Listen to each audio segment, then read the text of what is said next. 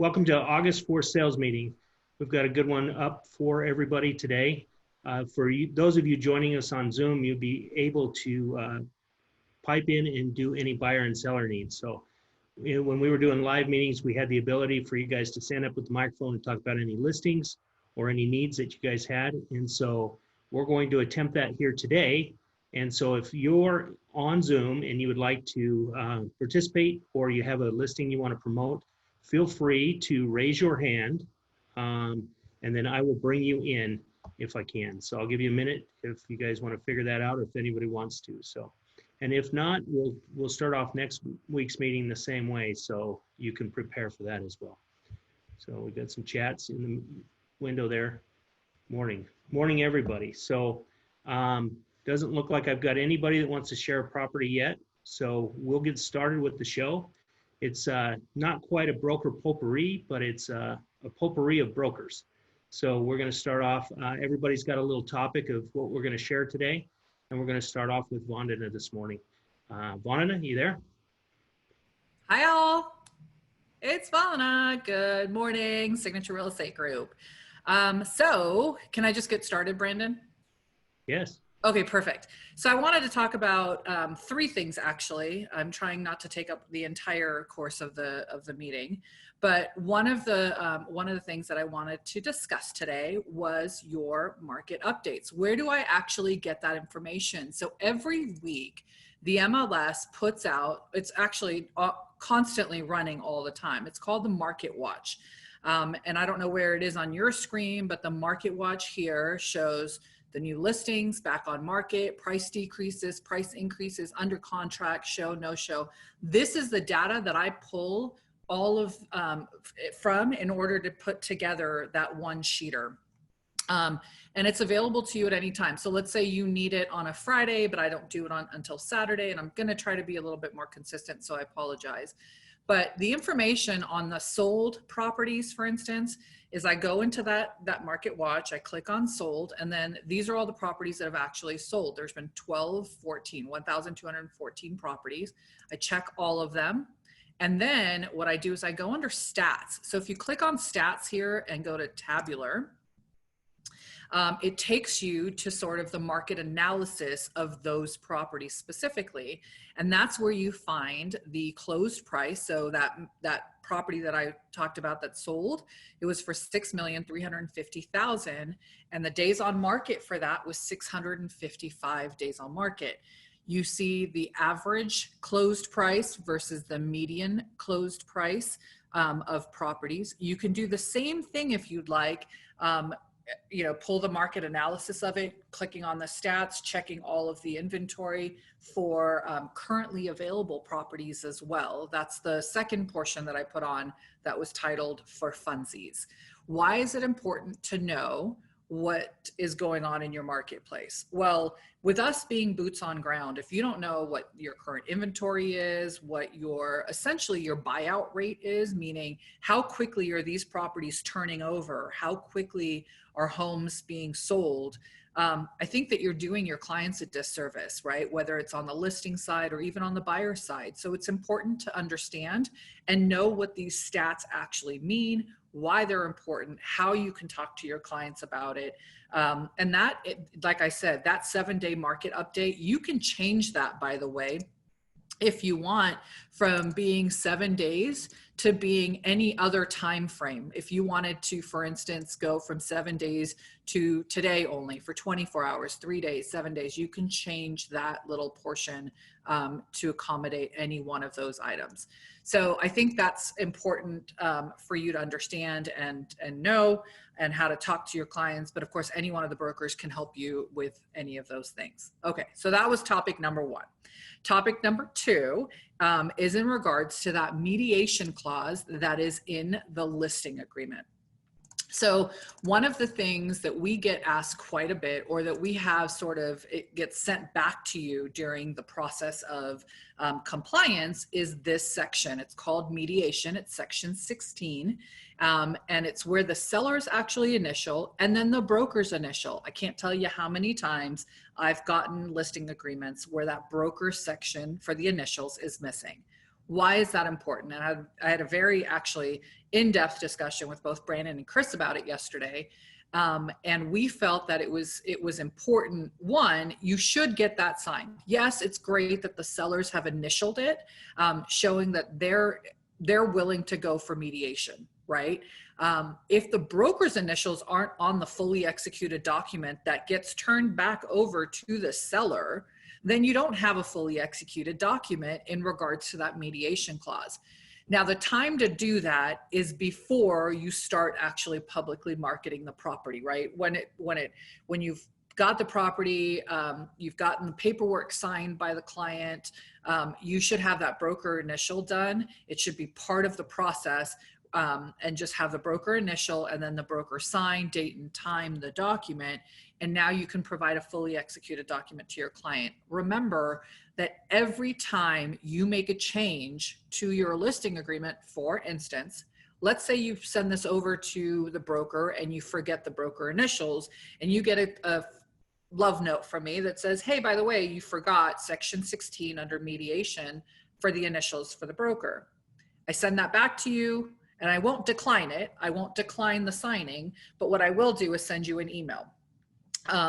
And then if you send it back to me with the broker initial section to be initialed for them under the mediation, now you have to provide that fully executed document to the seller. They actually need a copy of it. And this mediation document, the reason it's important, or this mediation section, is because it allows us as a company to mediate any issues that come up in the transaction before it becomes a litigation.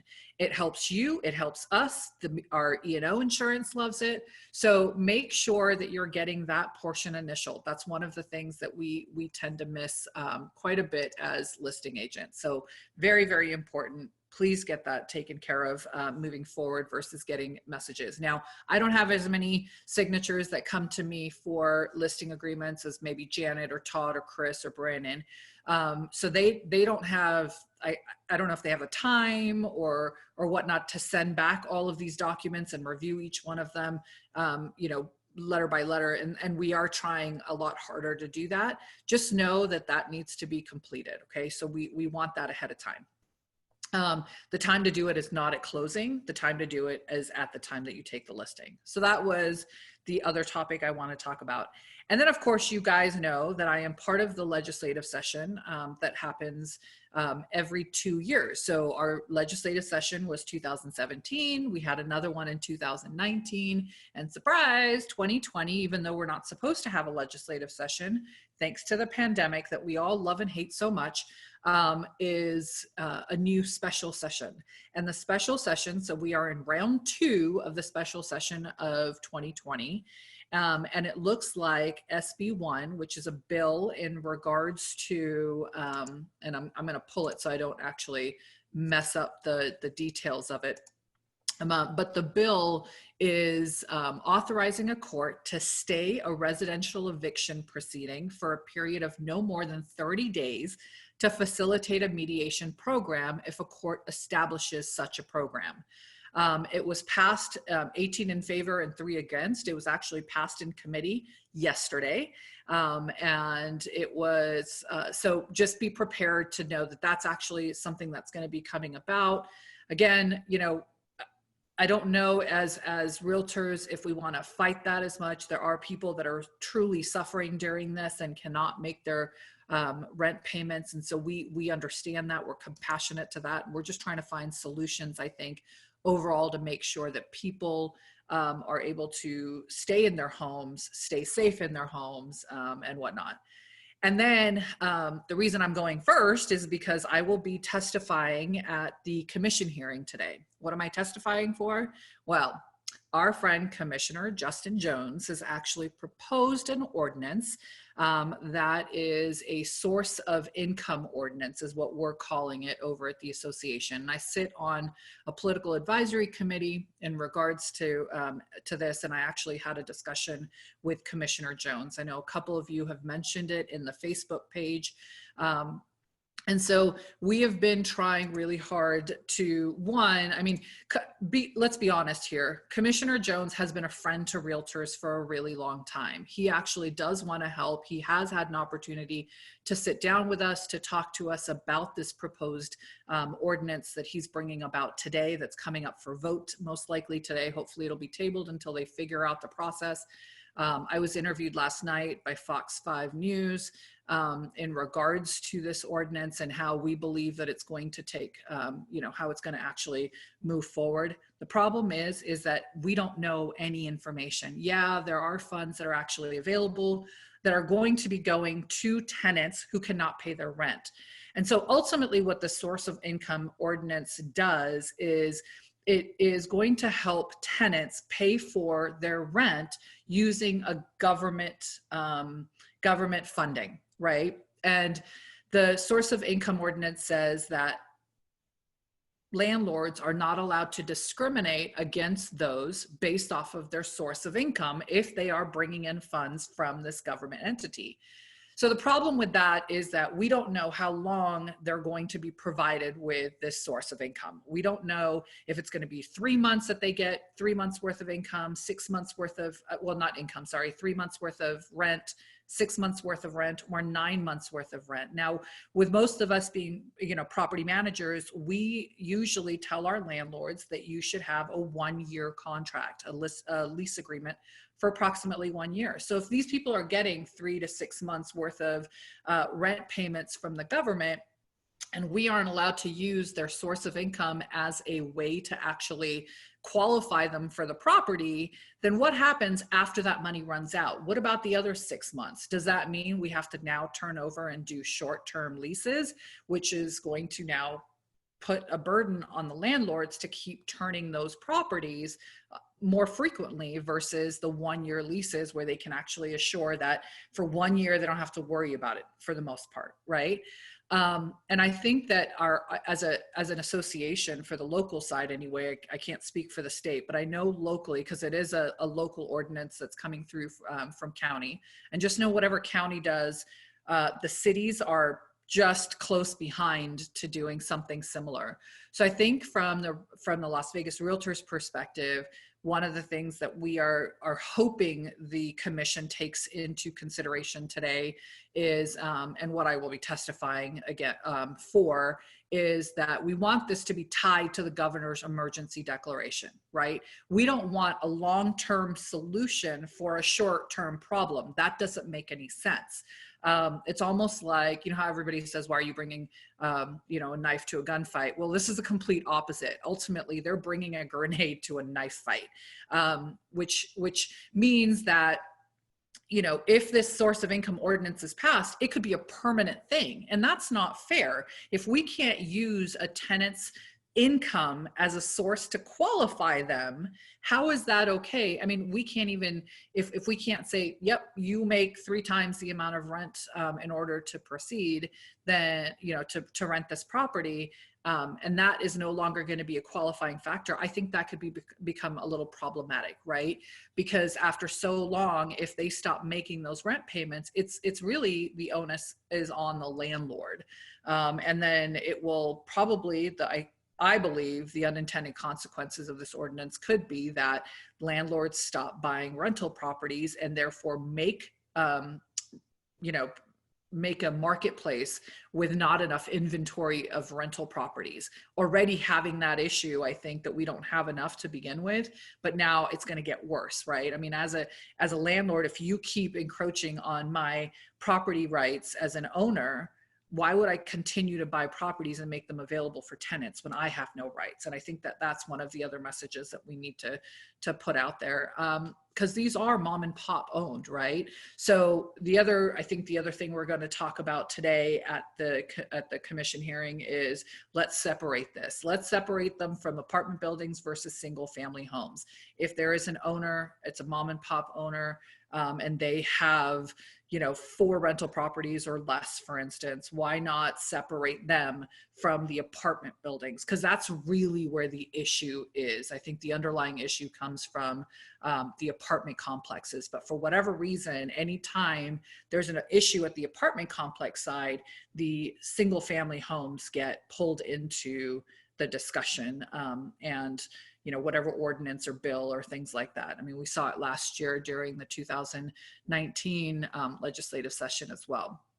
And then ultimately, the other thing that the ordinance does not specifically call out is the fact that property managers should be excluded from being held in violation of the ordinance not being followed. Now, remember, as a property manager, I'm a licensed real estate agent, right?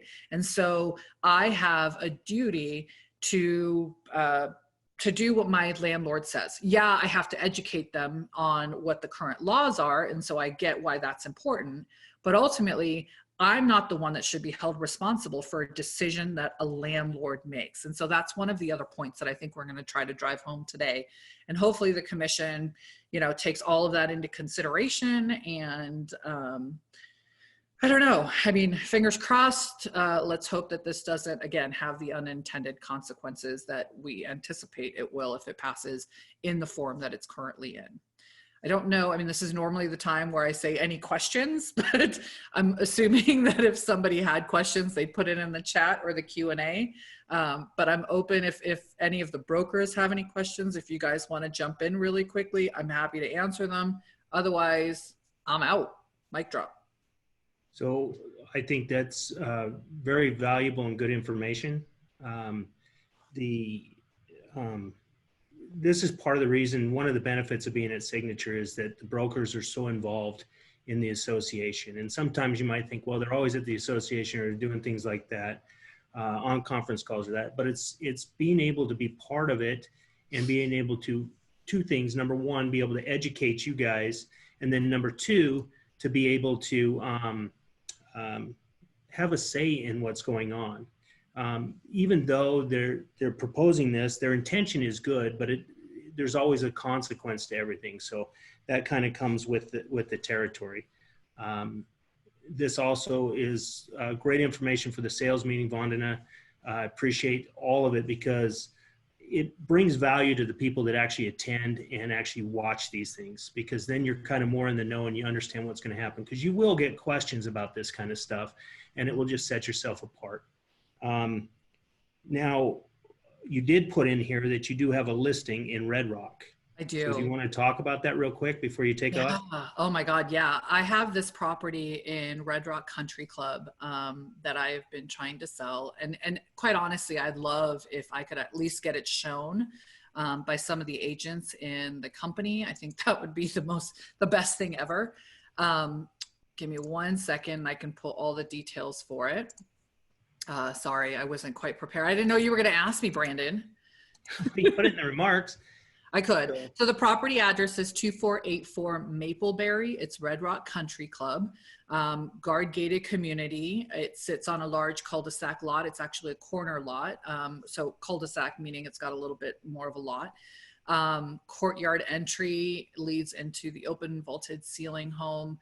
I have a website. What I'll do is really quickly before I jump off of this call to head to the commission hearing is I'll put it in the chat, the virtual tour as well as the website that I created on Simplelist for the home. So that way you guys can, it is occupied, by the way. It is occupied, but super easy to show. So I can have the owners, whenever you tell me, I can have them leave for 30 minutes. They've got a little golf cart they like to ride around with their dogs. So just give me a heads up when you want to go.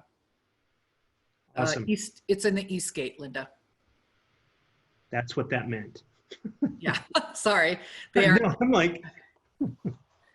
They quoted. So Patricia says that she read an article this morning and they actually quoted me. So I'm gonna go see if I can find it. Patricia, if you wouldn't mind putting that link on the chat, that would be awesome, because I'd love to see what they said about me. Usually I get a Google alert if my name pops up anywhere, but it could be behind.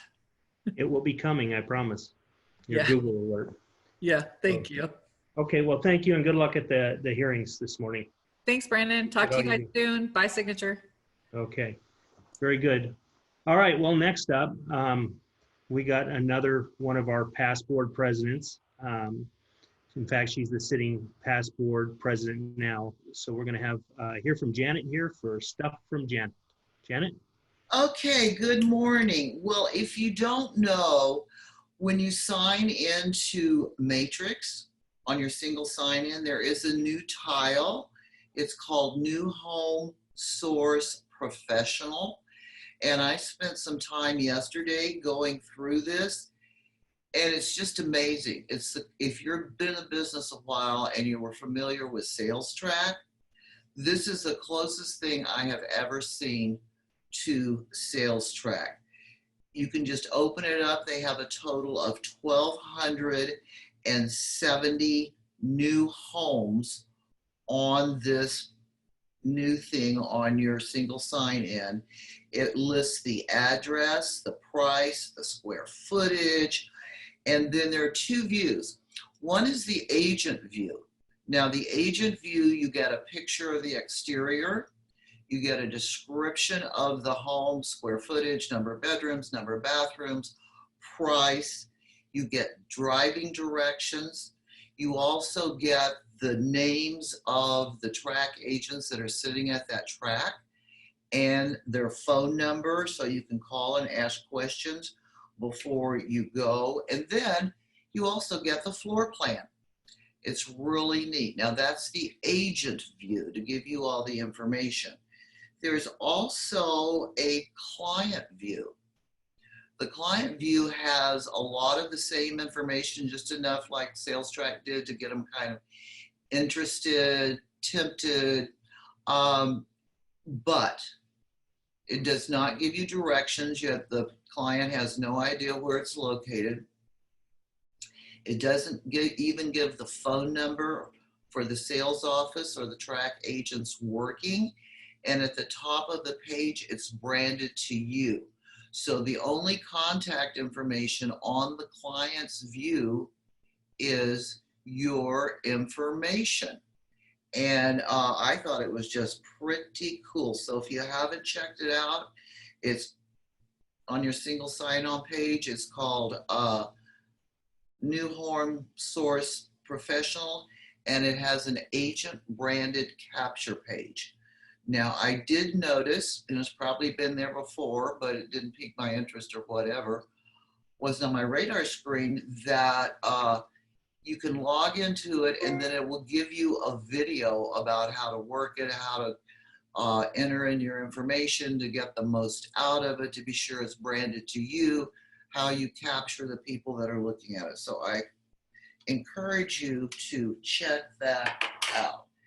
The other thing I wanted to talk about is all the controversy that I created when I posted on Facebook and in last week's newsletter that if you're putting a listing in the MLS to call it a bedroom, it must have a closet. I have had agents text me and argue with me going, these are not architectural guidelines. These are not proper guidelines. Can we argue this with the MLS?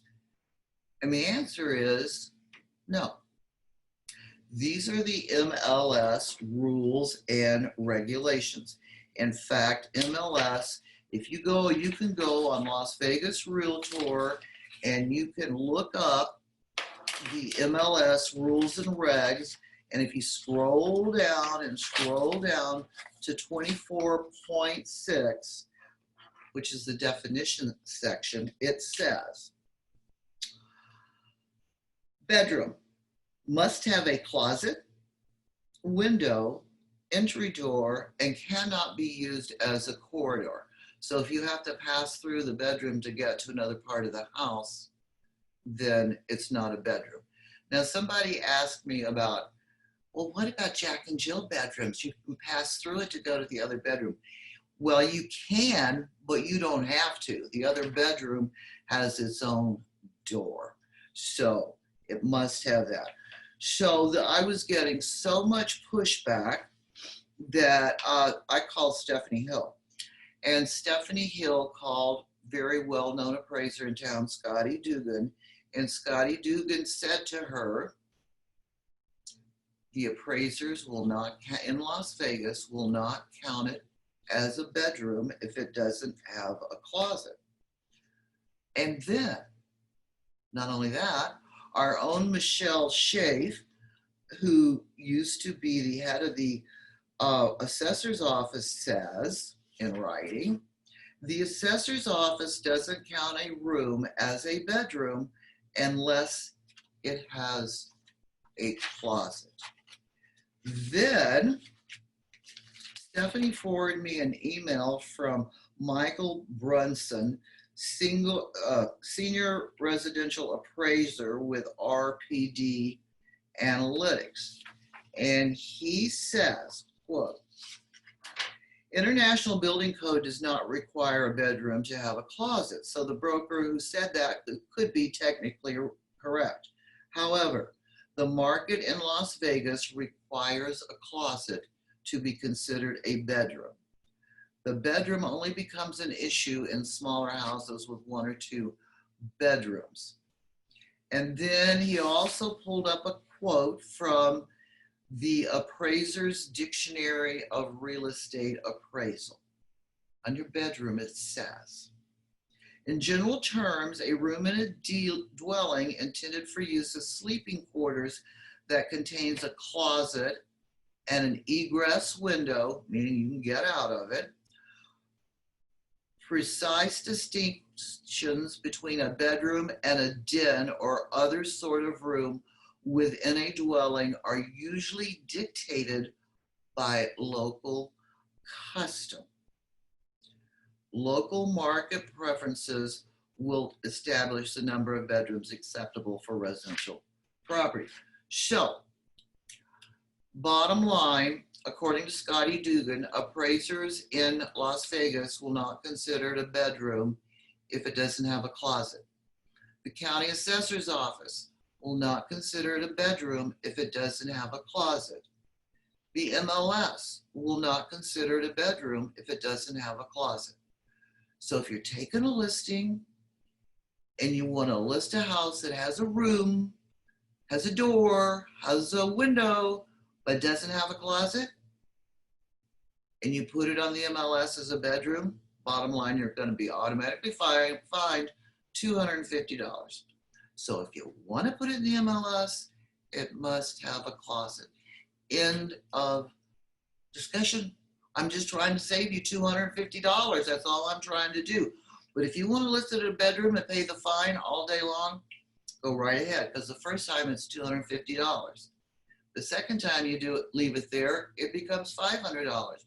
The third time you leave it there, it becomes a $1,000 fine, and you're cut off MLS. Your choice. That's all I really have.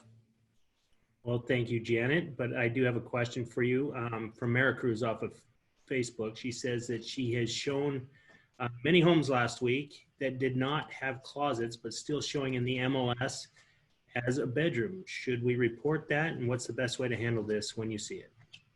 So you could be a really nice person and you could pick up the phone and you could call the agent and say, hey, I just toured your home.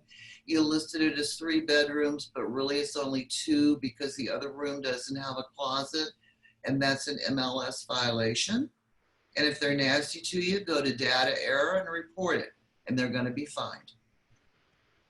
And if they don't change it within 2 days, they're going to be fined.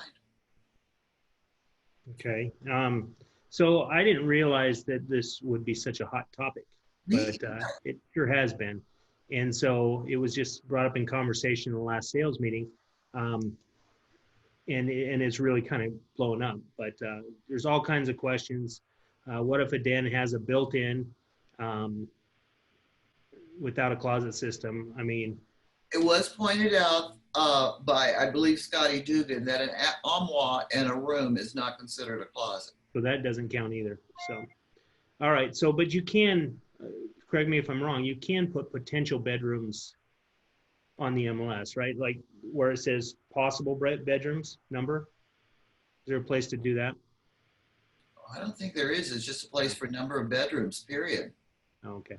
well, then I'm mistaken. So, but anyway, you could probably put it in the agent-to-agent remarks as well, if possible, another bedroom or You could stuff do an like. extra room, could be a den, could be an extra bedroom if it had a closet. Okay. I just don't want you to be paying out money for things that are written in black and white and on the LV Realtors website that says it has to have a closet. If it doesn't, you're going to be fined.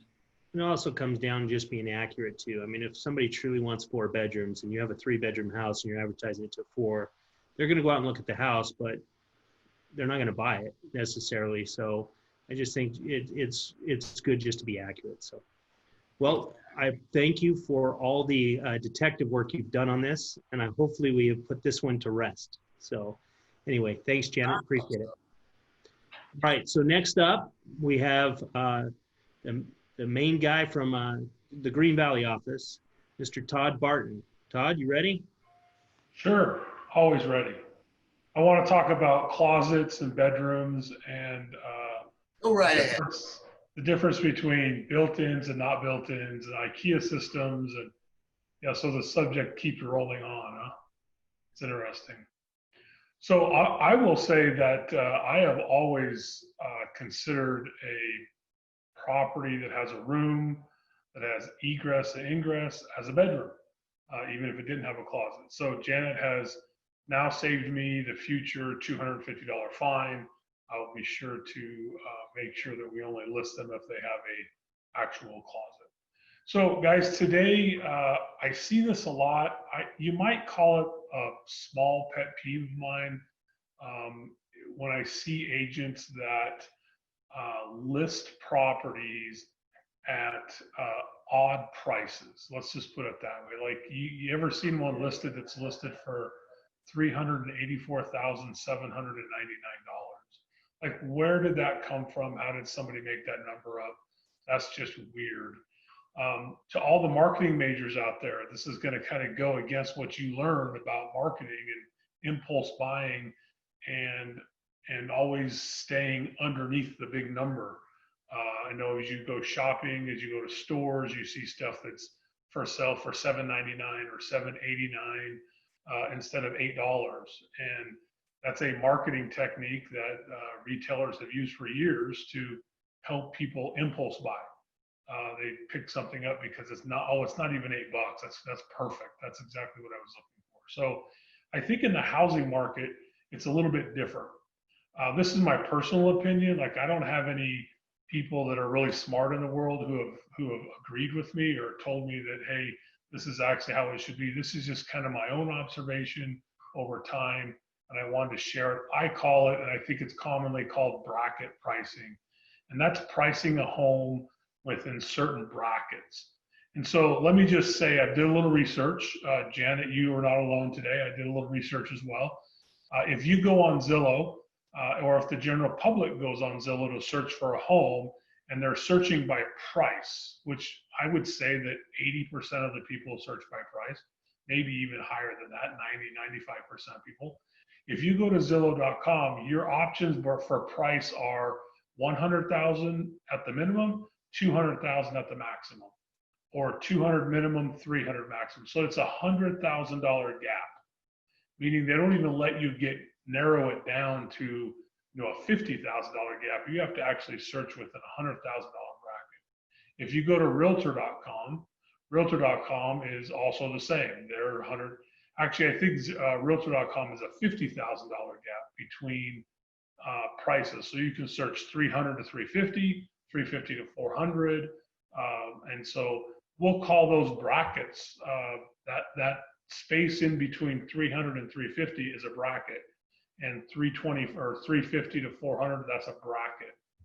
If you go to Redfin will only let you, or they'll actually let you break it down to $25,000 increments. So every website that the general public goes to search for homes has the possibility of searching by price. And as agents, I'm just going to share my screen here real quick if I can figure it out. I'm not quite as good as Wanda at this. Let's see if this works. So can you see the small little spreadsheet that I've got here? Yeah, good. All right, so let's just call this price between 450 and 425. That's a bracket. And let's just, for the sake of argument, let's just say that in that bracket, currently today, there's 2,000 buyers looking to buy a home inside that price range. So when they go to all these websites, your website, the company's website, Zillow, all the big national ones, when they go there, they search for homes between 425 and 450. And this bracket, the bracket from 400 to 425, also has 2,000 buyers in it. And as you can see, we can just keep going, right? And this is just for the sake of argument. Now, if I'm at 450 and I'm going from 400 to 450, I have 4,000 buyers in my bracket that are actually seeing my property when I list it. So let's just say that we've got three brackets here: 400 to 425, 425 to 400, and 400 to 375. What I want you to see is what people typically price things at. So let's just work at the 400 mark. I have a listing that I'm putting on the market tomorrow, and the sales price is $399,999 because that's just the best way to stay under the $400,000 mark, and people will buy that because it's got a bunch of nines in it. And it's not quite 400,000. So let me just show you that in this bracket, when someone does the search that your $399,000 home comes up in, only 2,000 buyers are going to see that. Now, of course, we know that's not an accurate number. Well, let's, for the sake of argument, in this bracket, 400 to 375, 2,000 buyers are actually going to see that property. Now, if I price this higher, let's say I went to 401,999, again, at that price, only 2,000 buyers are going to see that property.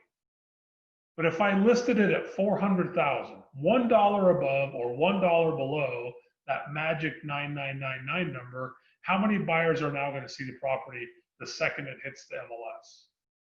I know that you're all yelling as loud as you can, like my 4-year-old grandson at the TV, 4,000 buyers. So now you've literally just doubled your buyer pool for $1. It's the cheapest way to buy buyers is that $1. So I want to be clear that let's look at the 425 to 400. Same thing. You got something listed at 424,999. Only 2,000 people are going to see it, or whatever the number of people are in that bracket. Same with 425 to 450, right? So let's agree that our job as realtors is to get as many showings and to get that property in front of as many buyers as we can. And the way to do that is to price it on the top or the middle of the bracket. So a 375 listing, I've many times listed a house that should have only been listed at 370 at 375 because I knew twice as many people were going to see it, because I knew that that 375 bracket would work. So I hope that all makes sense. Like, look at the even numbers, not necessarily those really cool disco numbers with the 8s and the 9s in it, because you're just not showing it to as many people as you could at one particular time. This creates one small problem, and that is when you do a price reduction from 425, you have to do it down to 400. Obviously, that would be the ultimate. If your seller would allow that, it doesn't always work that way. But having it on one of the numbers that runs the bracket is the way to get more showings. Hope everybody understands that. If you don't, please reach out, send me an email or text, and we can have a further conversation. Here's the biggest bonus for having a $399,000 listing listed at 400. And this bracket, 375 to 400, this particular set of buyers, 400 is their highest, it's their max. It's the most they can pay. So the house that's listed at $399,999 has to be the perfect home. There could be nothing wrong with it because they don't have any more money after their 400,000 to do anything to the home. They don't want to put carpet, they don't want to tile, they don't want to do anything to the house because they've now spent all of their money. But if this $399,999 bracket was in the $400,000 and this bracket's seen it, not only do we double our buyers, But now they're buying a property that's 50, 40, 30, $25,000 less than their maximum. And now they have money, and you're more likely to get an offer for that property because they can walk in and go, oh, this is 400, and we could do the floor for 15 or 20, and that's $30,000. We're fine. That's perfect. Let's do this. So you're more likely to get an offer from a higher bracket for your home if it's listed at that $400 mark, because they have extra money. They could change the house. It doesn't have to be perfect. If you're selling a house at $399.9, the house has to nearly be perfect. It's that 95 to 98% that the house, it just has to match all of their criteria for that, like changing a wall or painting or doing changing a countertop or something doesn't typically become possible.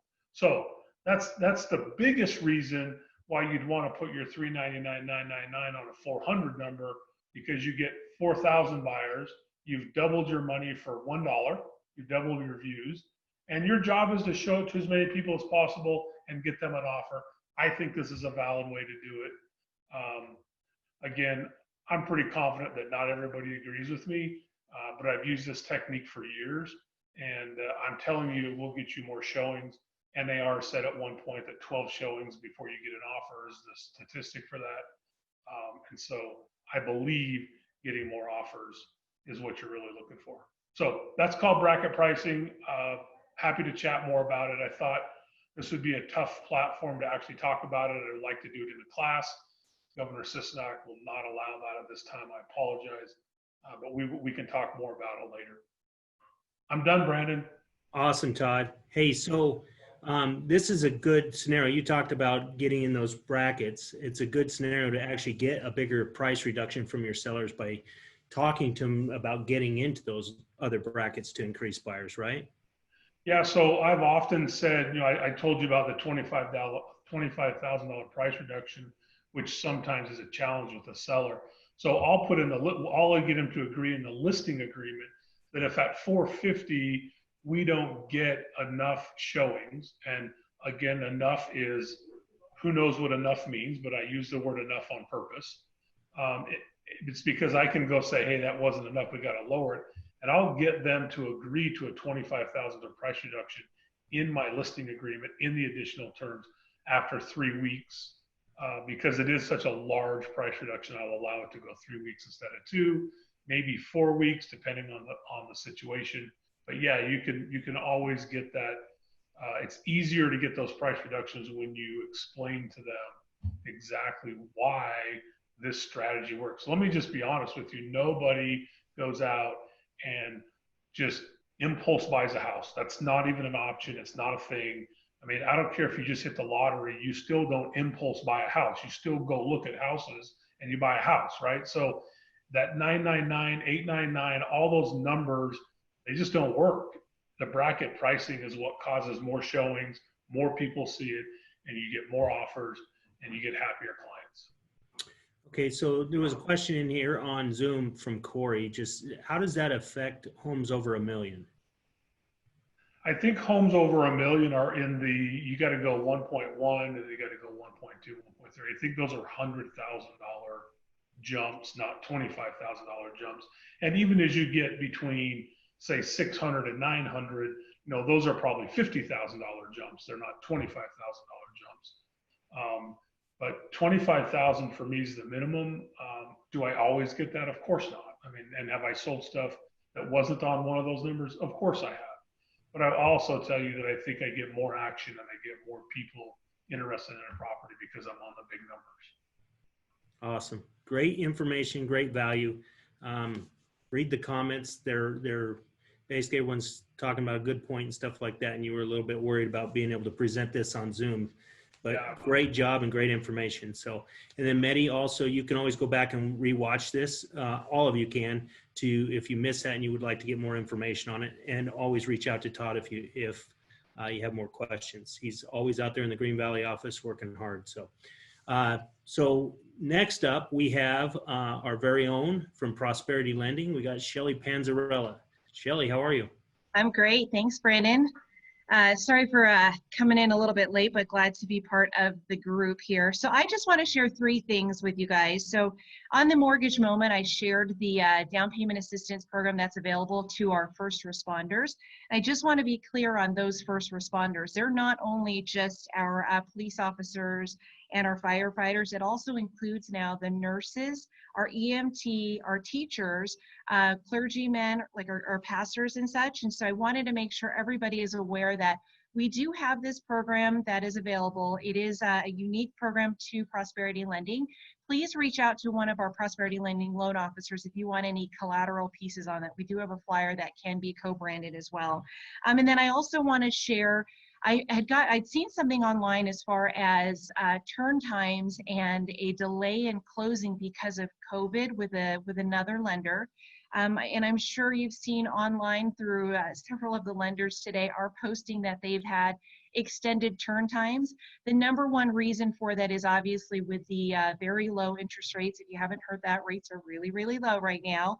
And so for a lot of the lenders, the refinance volume has really taken over their pipeline. And so it's affecting all pipeline in general. I just want to assure you that for Prosperity Lending, we have put our purchases as top priority, and we are still closing our loans within a 30-day time frame. In fact, we still have some of those quick closes that we've been able to do for some of our agents here at Signature. So just wanted to assure everyone that our turn times at Prosperity Lending for our purchase transactions are good. The number one thing that I would encourage you all to do is communicate. Please communicate if you have a quick closing, whether it's for the appraisals, whether it's for just a turn time less than 30 days. We can do it for you, but we just definitely need to have that communication sooner than later, before even the contract is accepted, just to make sure that we're in line with that. And then the last thing I want to share is tomorrow I will be teaching an FHA, fun facts about FHA, tomorrow at 12 o'clock. So please join me. I'll be posting the link on the Agents of Signature page. And that is all that I have today. Brandon, back to you. Very good. Hey, so one thing that I've noticed in talking with agents and stuff, I did see that Andrew took advantage of refining his house. He posted that on Facebook with you. But a lot of agents, you guys have houses out there and you've got mortgages and stuff. Have you thought about refinancing your house and looking at the opportunities? Because any way you could save money or be able to put yourself in a better financial position, you probably should be looking at that. So I challenge you to reach out to Shelly or any of the Prosperity loan officers and see what they can do for you. Right? Yeah, yes, yeah, for sure. And for your personal loans, don't tell Andy this, but we are giving a friends and family for our Signature agents. He got a Sasquatch discount or taller discount. No, he didn't get it actually, but anyways, yes, for our friends and families and for Signature agents, please know that we are giving you guys a discount, so that even the rate can even be closer, lower, and or we're giving you that lender credit. So please feel free to reach out to one of us. Thank you. Sounds like free money to me. Yeah. Thanks, Shelly. Appreciate it. Thank you. All right, guys. So next up, we have our president of the Nevada Realtors and the general manager of Signature here. We've got Chris Bishop. Chris, what do you got for us today? Good morning, everybody. First off, I want to thank our corporate sponsor, Closets, Closets, and Closets. We really appreciate the lunch that you provided, and we know we'll enjoy it. If I had a closet background, I would have put it on right now, but good stuff, great meeting. Brandon asked me to share a sales tip, and so I racked my brain to find out a great sales tip, and I think I found it. So one of the hardest things that we have is when you find a brand new client is to create a relationship, you know, an attachment, a reason that they have to decide to use you. And so if you're like me, I was born and raised in Las Vegas. And so the likelihood of me finding another person that owns a property in Las Vegas that was born and raised is pretty likely. But let me ask you this. If you were from Michigan, let's say that you're from Deer Springs, Michigan, and you move to Las Vegas, and there's the random chance that there's a person who owns a second home here in Las Vegas. And when you go into the tax record, you're searching addresses, you put in Deer Springs, Michigan, and bam, 3 people pop up. Now, you were born and raised in Deer Springs, Michigan. You lived there until the winter storm of 2003, and you decided, I'm going to move to Las Vegas and have a better life. And so you're going through the MLS and you pull up that address and wow, bam, three people that own $400,000 properties, that grew up in the same town that you're from. They went to the same high school you went to, and the random chance that you have a family member or friend that knows them. So think about that. You reach out, you go knock on their door and say, hey, I don't know if you know me, I don't know if you remember me, but I'm actually from Deer Springs, Michigan, and I just wanted to come by and introduce myself. I'm a real estate agent here in Las Vegas. And on the random chance that you want to sell your home here in Las Vegas, I would love to help you. Or let's do it another spin. You're actually going back to Deer Springs, Michigan to visit your family and friends, and you decide while you're there to do a little bit of door knocking. And so you knock on their address and say, hey, you don't know me, or maybe you do, but I actually live in Las Vegas, Nevada, and I noticed that you own a home just 2 miles down the street from me. I don't know if you have an agent in Las Vegas, but funny enough, I work there and I'm from here. You now have a tight connection with that person. I've used this in my business for different vacation markets, and I can just tell you that those letters, the emails, the phone calls that are centered around the fact that you have that in common can be that one piece that gets you the listing versus somebody else. Now, let's say that Deer Springs, Michigan only has 1,000 people in the population. There's probably no chance that there's a property owned here and that happens. So what about the state of Michigan? A lot of times, just like your favorite sports teams, people decide to say, hey, I'm a big Raiders fan. And it just so happens I know that you're a Raiders fan. That's the same type of connection that you could utilize to give you the edge to get the listing. Now, I will tell you that the easiest way to do it is not to go into our MLS system to search because it could get something wrong. But the easiest way would probably be to reach out to your title person and have them pull a list of those properties that fit into that criteria. And if you do it with the right title company, they'll probably be able to give you some email addresses, some phone numbers, and some other info. If you have any questions on what I just said or you don't understand it, please reach out to me after the meeting. Brandon, I have one other topic that just came up that I think would be really cool to talk about. And I just got asked, can I complete the walkthrough for my client that lives out of state? And so here's the big answer. You ready for it? No. And let me tell you why. If you complete the walkthrough for your client as their representative, you've now taken responsibility for everything that may be known, could be known, or could be wrong with that property. And I'm going to give you a great example. About 10 years ago, I was a property manager and I was taking possession of a property for an investor. And it just so happens that we were closing escrow that morning, we're completing the walkthrough, and the investor lives out of state because he was active military. And so he asked me to go over as his property manager, which you can do, and check the property condition because I was taking it to get it ready to rent. Just so happened I had some weird feeling. I don't know why. I went into the house looked great. Everything was the way it was supposed to be. It looked clean, easy. Everything was done. All the repairs that we talked about were done. And the backyard was completely dirt. So there was really nothing to inspect, but I thought, you know what, I better just check it out. I walk out in the backyard, and just out of the corner of the backyard, I kind of see this glimmer that kind of caught my eye. And I walk over, and behind the house, the entire AC unit had been vandalized and taken. Now, if I would have signed off as the agent, not as the property manager, but as the agent on that walkthrough and said the property condition is great, and that client would have showed up to the house 2 days later, and that AC unit was gone, I would have been responsible for accepting the condition of that property. Now, thank God the owner of the property that had just sold it was a bank, and they were able to replace the unit and made it all worthwhile and right. But the whole point is, do not put yourself in the position of taking on all the liability when all you had to do was find anyone. I don't care who it is. It could be their friend, their relative, an acquaintance they met last night at a bar in Las Vegas. I don't care. As long as it's not you, or best case scenario, get the home inspector who did the inspection on the property to come back for a $25 to $50 fee and sign off on the condition of that property. Now, goes without saying, we've had a number of people that said, well, my client really would like, to see some photos.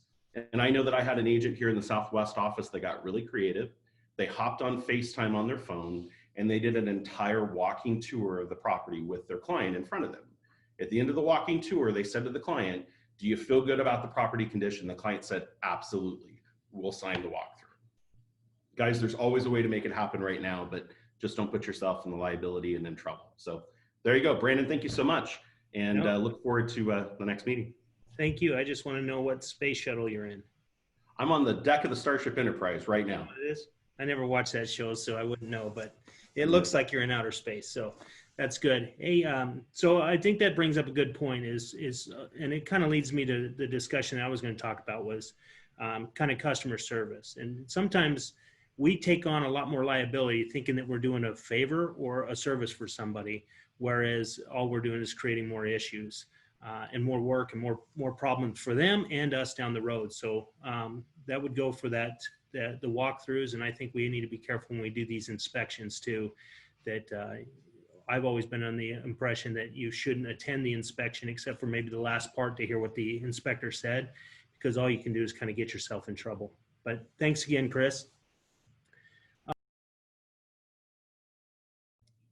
Brandon, you just muted yourself. I meant to mute you. But what I wanted to talk about was customer service. And I've been kind of reading a book that's called Raving Fans and going through some process. And it seems like that we're in a society now where customer service just doesn't seem to be as important. And we're in an industry where, our industry is what's called a service industry. And we're here to serve and to help people. But I think the experience that people are getting in a lot of retailers, restaurants, with agents, when they're doing transactions with agents, when they're walking into an office, isn't the experience that people really want. And I'll tell you a story. If you don't know, I drive a Tesla, which it's a nice car, and I enjoy the car. But one of the frustrations I have with Tesla is the service.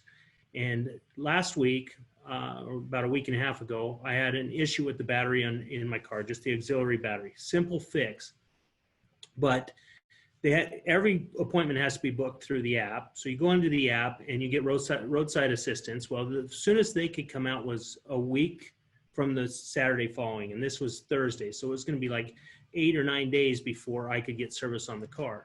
So then I do emergency tow, have it towed to the dealership through their app, and it is delivered to their lot, and it's sitting on their lot. And I hear nothing from the dealership.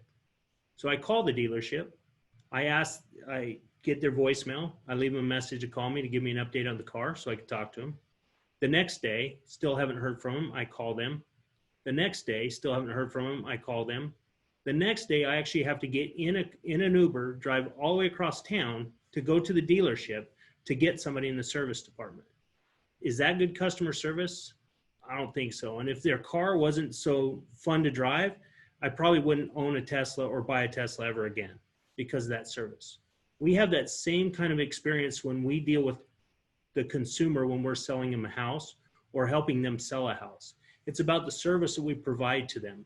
And if we're just going through the motions, you're not creating a good experience. It's about creating raving fans so that you can get referrals and things that come back. I was talking about this with Andrew in the office, and he mentioned a video on YouTube, and you guys can go look it up, and it's just like, give them the pickle. And what it went by was this guy owns an ice cream shop, and as the consumer would come into the ice cream shop, the guy had been coming in for ice cream and hamburgers for years, and one day he comes in and he asks for extra pickles on his burger, and the lady behind the cashier basically said, it'll be 25 cents more. Well, he wrote a letter to Mr. Farrell and basically said, I've been coming in here for all this time, and the fact that you're going to charge me an extra quarter for the pickles just kind of put him off. Well, it caused Mr. Farrell to basically step back and look at the way things were done. And he came up with this mantra of basically for his employees and him, just give them the pickle. See, sometimes we focus on these little details and being right, and we create issues for ourselves, for the other agent, and for the consumer because we're trying to make things harder than it needs to be.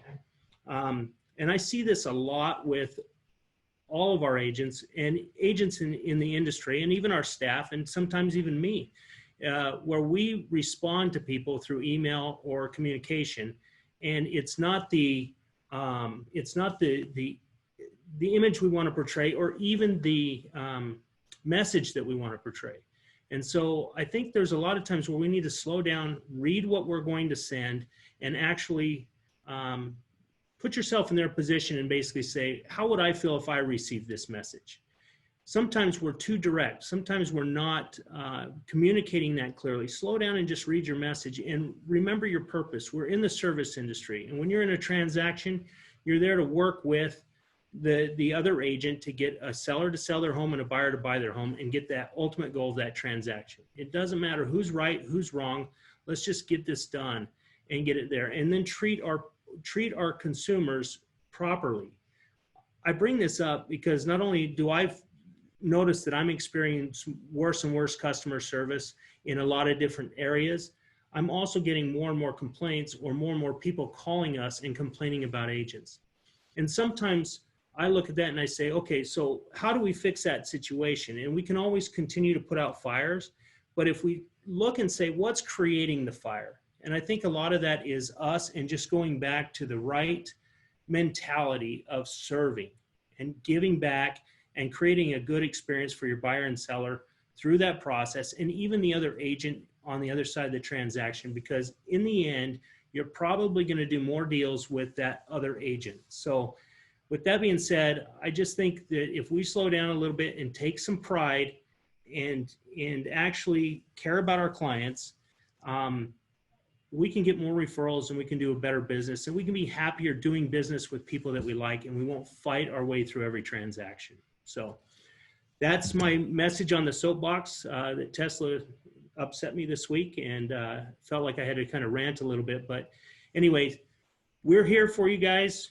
We appreciate your time. We're going to end right on time here. So if you have any questions, you need anything, feel free to reach out to myself or any of the other brokers here at Signature. And let me turn this off. Can I say one quick thing? Yeah.